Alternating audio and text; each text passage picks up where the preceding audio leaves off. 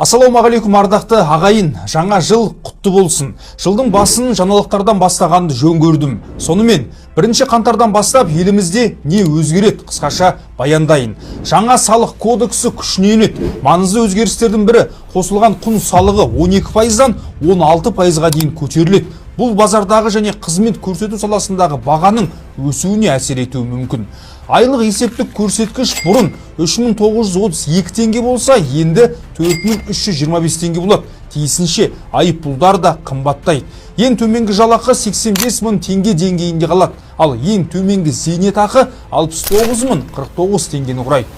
Ең маңызды өзгерістердің бірі мобильді аударымдардың тексерілуі.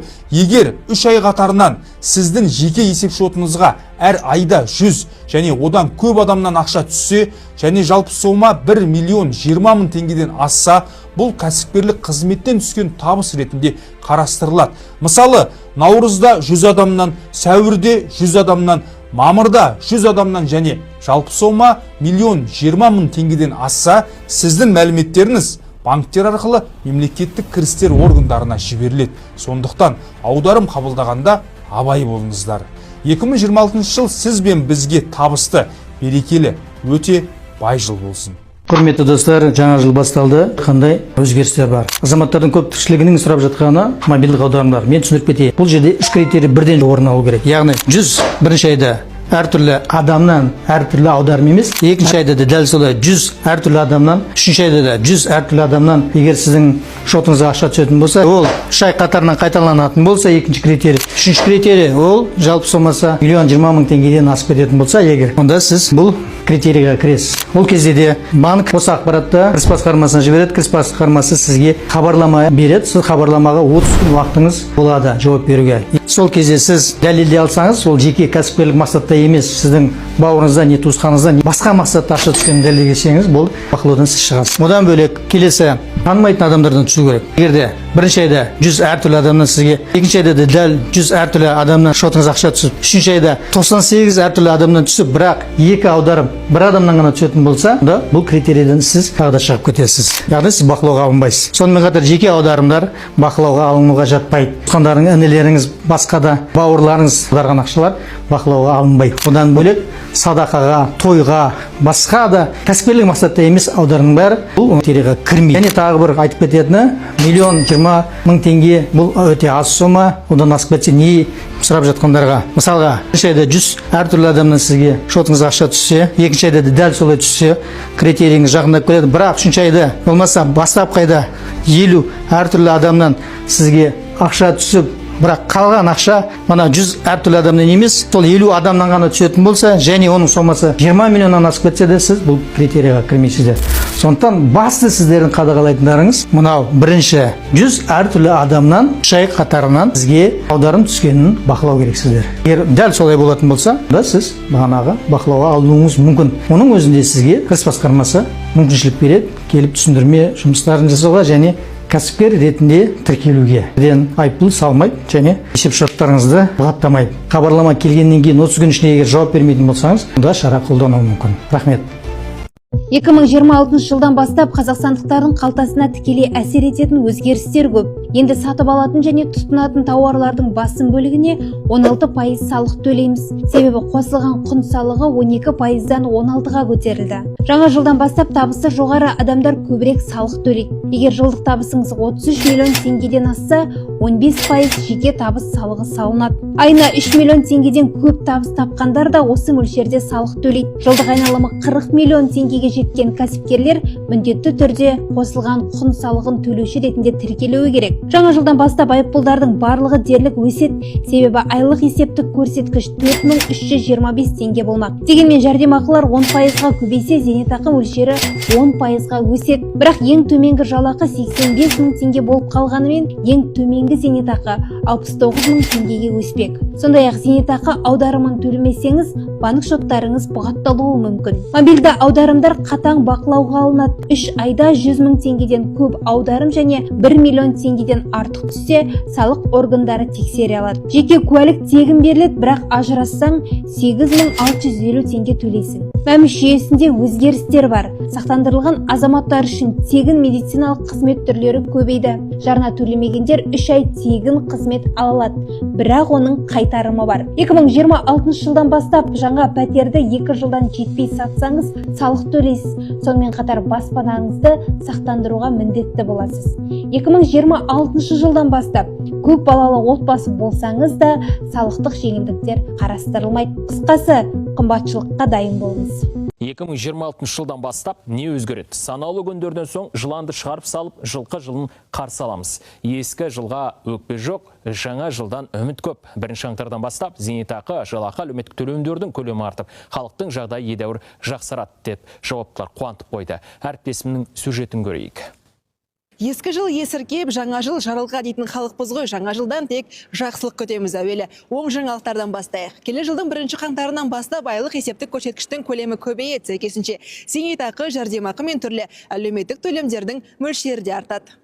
Мәселен, ең төменгі күнкөріс деңгейі 50.851 теңге шамасында белгіленіпті. Бұл қазіргімен салыстырғанда 5 мыңға көп. Мемлекеттік базалық зейнетақының ең аз мөлшері 35.596 теңге, ал ең төменгі зейнетақы 69.049 теңге болып бекітіліпті. Ол үшін келер жылдың бюджетінен 636 миллиард теңге қарастырылған екен. Дегенмен МРП өскен жерде айыппұлдардың да көлемі артатыны заңдылық. Енді заң бұзсаңыз, қалтаңызға бұрынғыдан да көп салмақ түсетіні хақ. Дегенмен келер жылдың ең басты жаңалығы жаңа салық кодексі болғалы тұр. Кто-то меня недавно назвал отцом этой налоговой реформы. Да. Пусть будет так, да.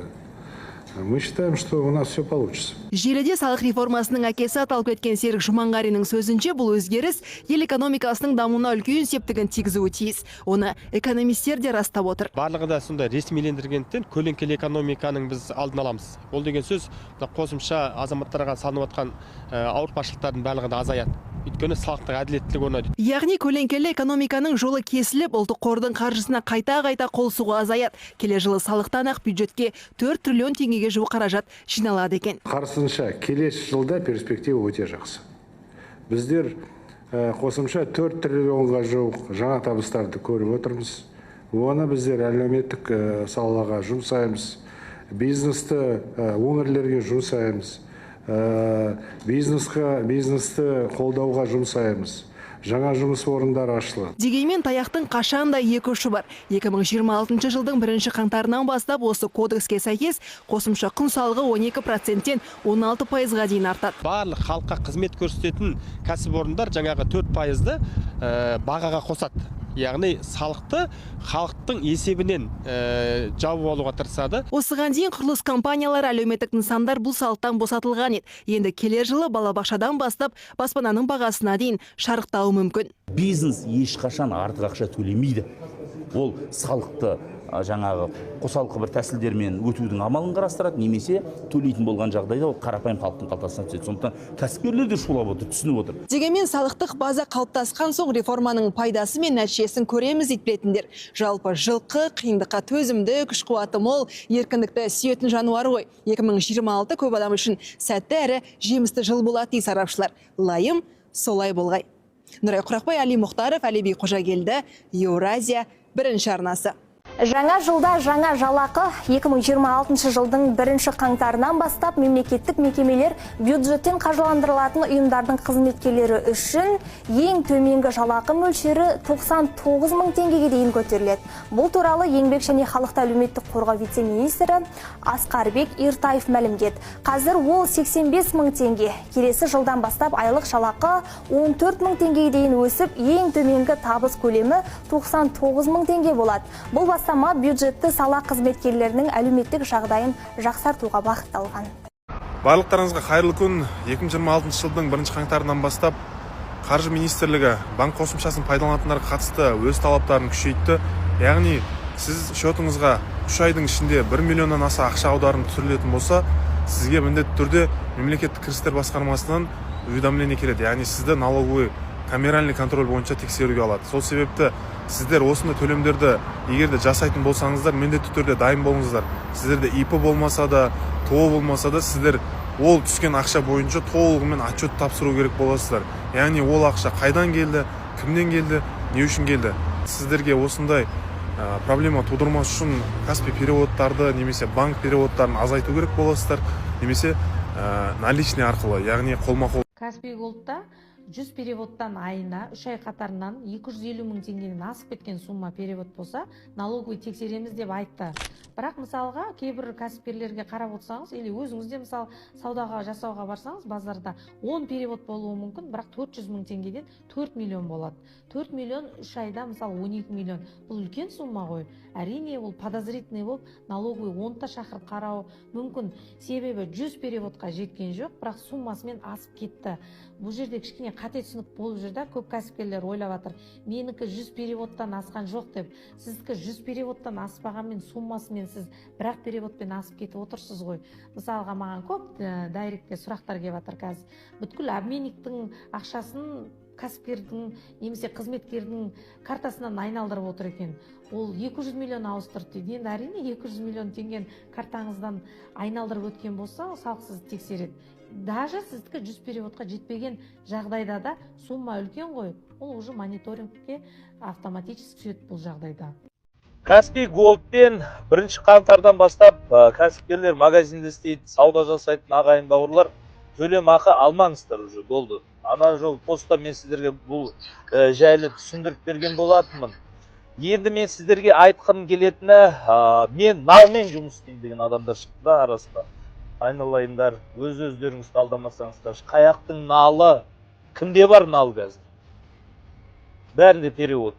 Любойдан нал сұрап көрші қазір. Мен Каспиймен жіберейін, нал бере тұрыш десін. Нал жоқ көрші. Бәрі онлайн. Егер налға өтесің ба, сенде уақытша бизнес болады, ол дұрыс. Жабыласың деді. Бәрі жабылады. Потому что қазір адамдар бәрі, клиенттер бәрі дейді, перевод бар ма дейді. Мен сіздерге айтқым келетіні, енді прозрачно істеу керек, біз зерттеп жатырмыз, былай. Теневойға жетпейтін өзі қазір. Дәрілік кислородтар жабылайын деп тұр ғой 2020. Только прозрачно. Декларация қосып тастады. Кәсіпкерлердің Каспий Голдын 2024-те тексереді. Кәсіпкер еместердікен 2025-те тексереді. Амал жоқ. Тек қана жиналып, петиция жасап, біздің қазақ кәсіпкерлік қауымдастығы тырысады енді. Бәріміз біріксек, жеңілдетіңдер, шағын бизнеске жеңілдетіңдер деп біз осылардың бәрі өзіміздің шарттарды алла бұйырса айтатын боламыз. Бізбен бірге болыңыздар, подписка жасауды ұмытпаңыздар.